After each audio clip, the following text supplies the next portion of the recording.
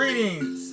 This is Doc Ock coming at you live and direct from Black Facts Headquarters Central this evening with another installment of Doc Ock at noon and 9. Sit back, relax, get comfortable. We're getting ready to come at you with another piece of the puzzle that, when all put together, will show us the big picture of African history, African American history, Black history, however you want to couch it. But before we get started, there's something you need to do. Number one, if you're watching on Facebook, give us a like. If you're watching on YouTube, give us a thumbs up. And then go ahead and spread the word far and wide with all your relatives, your friends, your family, your dogs, your cats, whoever you think is important in your life that can access the internet and overstand what's going on. Let them know. Meanwhile, let's go ahead and start off with our proverb of the day. The son shoots a leopard, the father is proud. The son shoots a leopard, and the father is proud. All right. Hope that goes for my daddy too. And that's a proverb from the Congo. Moving right along here returning to our book, Free Enterprise by Michelle Cliff, a novel about Mary Ellen Pleasant, the richest woman in the world at the time that she was alive, worth $30 million. The main reason we don't hear about it is because she was outsmarted by someone that she had set up in a position as a straw woman. Yes, so it all came back to this whole thing about race, racism, color, colorism. All of that was involved, and it left her in a very precarious situation that she had not planned on being in. So let's go ahead and read some more about this great lady that you have never heard of, Mary Ellen Pleasant. All right, and here we go with our slideshow for the evening. Mary Ellen Pleasant, the 19th century African American entrepreneur and mother of civil rights. They say the mother of civil rights in California, but I say the mother of civil rights, period. Because who can we look to that got started before her? Oh, matter of fact, they're saying here the mother of human rights. Some say human, some say civil. Now we have a debate. But meanwhile, let's read a little more from the book. No light-skinned female Christian octoroon, she, unlike Iola Leroy, heroine of Mrs. Harper's later runaway bestseller, who finds herself in the pit of slavery, and she a graduate of a fine New England school for ladies, a plot twist guaranteed to wring hearts dry. White ones, at least. I do not understand how you can advocate a concept which eliminates the vast majority of our people. We are not speaking of elimination, came Mrs. Harper's reply, but of the necessity of leadership by the exceptional among us. Back to that idea of the talented tenth. There should be no exception made. We're all exceptional, surely, was Annie's heartfelt and hard-won response. That is a supremely romantic notion, miss. We need be practical. Our people exist in a hostile universe. We have no choice but to accommodate ourselves to its laws. The exchange had great potential, but its venue was unfortunate. and each woman cut her argument short, loath to wrangle in front of the Bostonian audience in a female version of a battle royale. Annie returned to her seat near the back of the auditorium, where she caught the eye of another, older woman, one who smiled in her direction, took something from her purse, and passed it through several rows of silent listeners in Annie's direction. It was a calling card engraved on the front: Mary Ellen Pleasant, 1661 Octavia Street, San Francisco, California. On the reverse was written, "Would you be my guest for supper this evening? M.E.P. Mary Ellen Pleasant." Annie read the note, nodded to the woman in response, and met her afterward. To say their meeting changed her life would be the most extreme understatement. When Annie's mother petitioned as far as the custos of St. Anne and won, she threw a great ball, with a huge cake covered all over by the finest slivers of coconut, like the hairs of an old white man, carried into the barroom on the shoulders of footmen dressed in white silk, a pearl dangling from an ear. The ladies wore gowns decked with albatross feathers, which would have horrified Coleridge, but the islanders had no such taboo. The French doors were flung wide, and dead white gowns fought the dead whiteness of a full moon for paleness. In the center of the invading moonlight, a long table inlaid with squares of Carrara marble was piled high with hundreds of eggs laid by the masked, red-footed booby who nested in the black volcanic sands of the beach. This was all to celebrate Gens Inconnue, which in those days her mother would have emphasized meant something. Once in a blue moon, if the breeze from the river came up in a certain way and filled the spaces between bottles and branches, there might be a tune.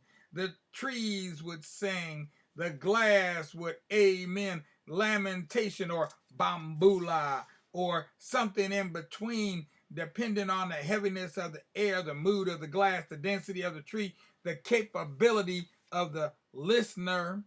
The year in which Annie makes her progress through her crescent moon of bottle trees on the banks of the Mississippi River is 1920.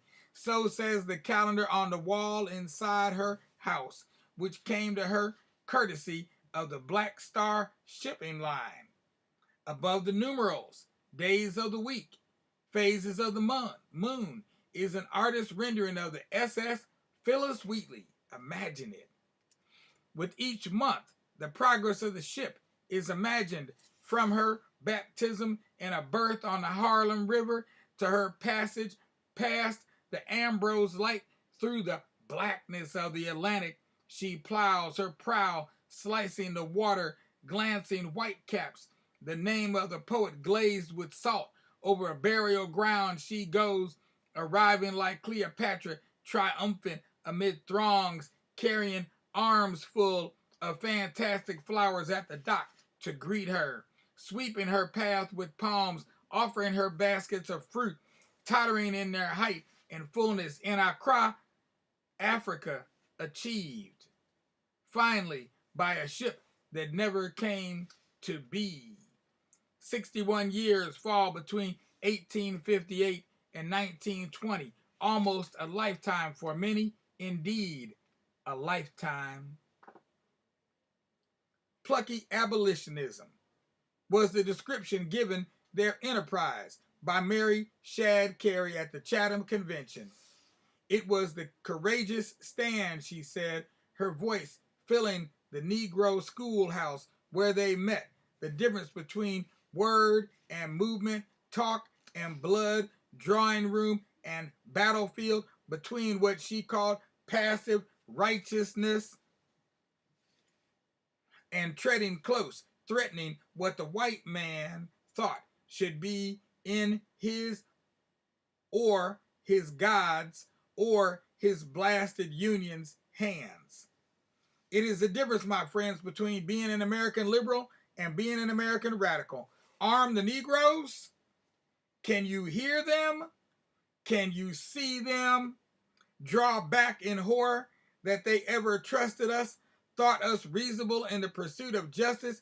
They tremble as they ask us, thinking perhaps it is Africa showing, thinking they have scratched us and we are savage.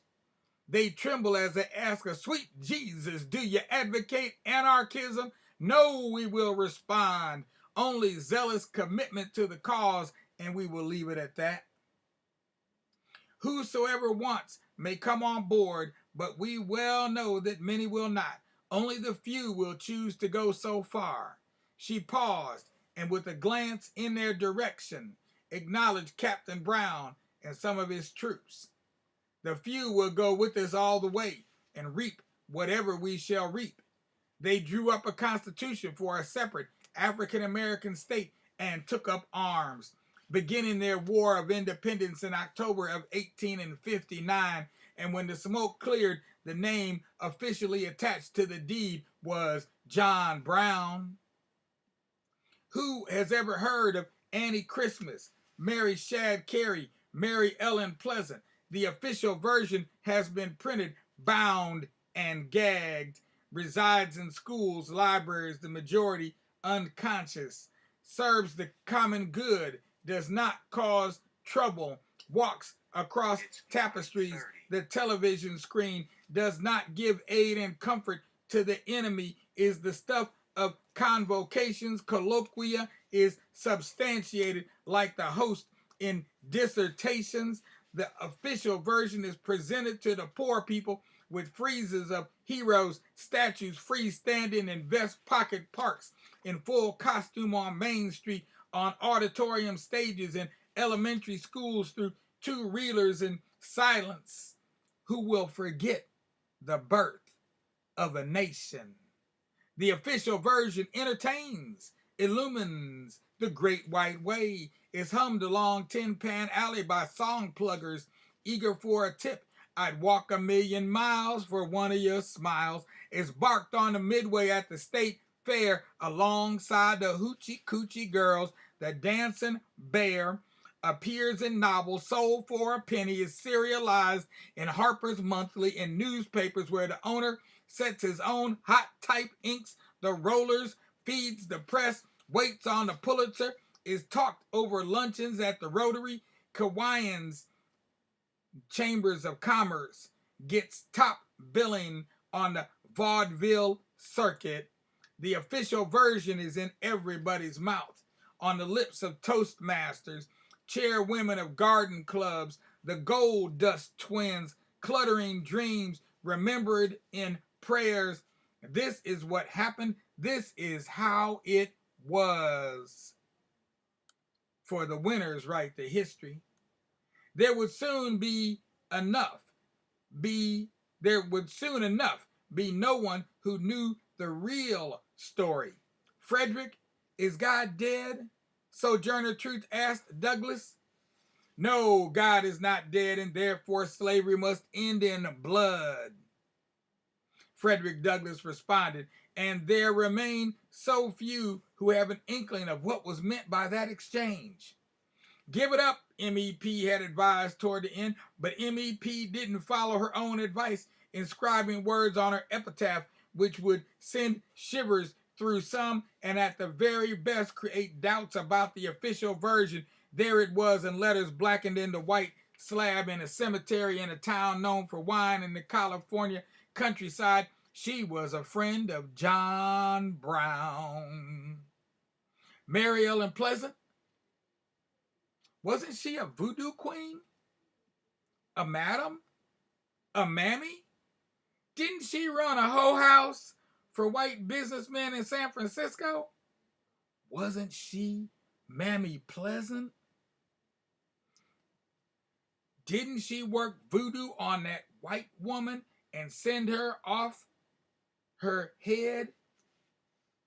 Wasn't she Haitian?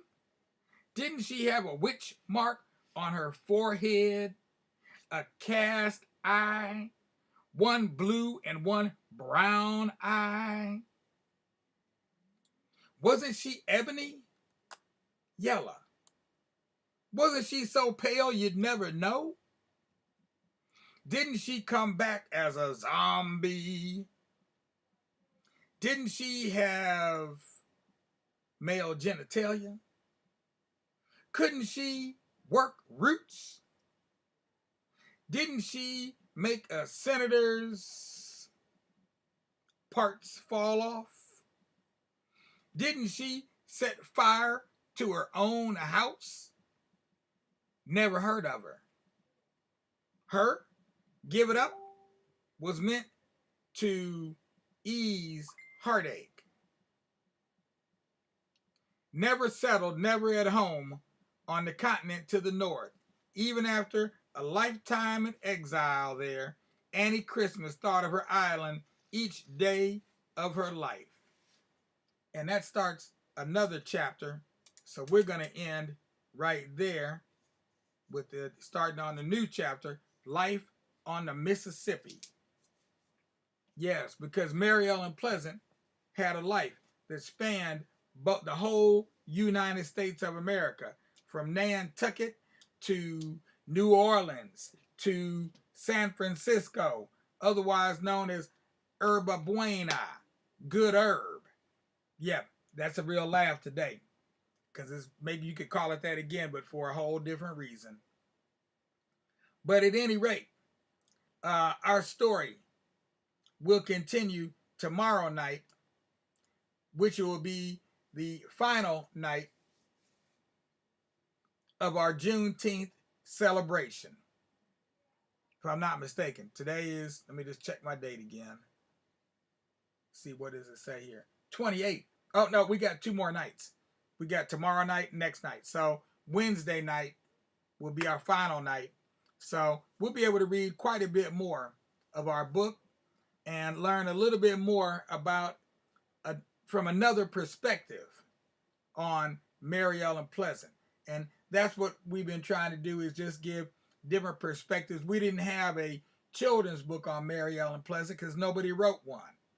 We also didn't have one for the mother of us all, Nanny of the Maroons. No children's book written about her. Now, there's children's books written about all kinds of things, even anti-racism, I found out today. But as far as Mary Ellen Pleasant and Granny Nanny, if there's a children's book out there, I've yet to be able to find it. You can barely find adult books out there. So we're going to tell the story the best way we can. Hope that the children will be able to pick up on it.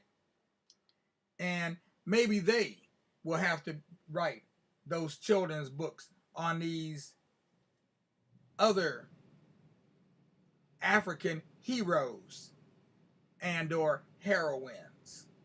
Maybe that's how this story will get written. If not, maybe we'll have time before we leave this mortal plane to do it ourselves. But either way it goes, it's about time for all you little children out there to lay your little heads on your little pillows, on your little beds, and close those your eyes while you wait on that sun to rise. And when you feel those sunbeams beaming down on your eyes, you know that it's time for you to rise and shine, oh chillin' of mine. Greet the day, grasp it by the hind part, and ride it into the wind. But you need a good night's sleep to do that. So, first things first, lay that little head down on your little pillow, on your little bed. As for you adults out there, you know what we need you to do. If you haven't done it already, go ahead, give us a like on Facebook if that's where you're watching. If you're on YouTube, give us a thumbs up.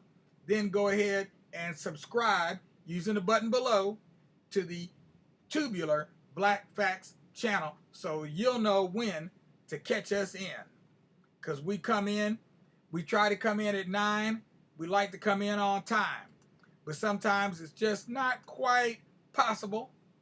But we will be here every night, every day, twice per day. Noon and 9. This is Doc Ock at noon and 9 signing off. I'm going to say good night to Brother Lee over there. I see you over there, Lee. And at the same time, I'm also going to go ahead and transition while we do our extra. Peace, at least, with justice. Anything less, disgust us. And we love being discussed, but we do not like being disgusted. So, let's have peace with justice. Peace out now.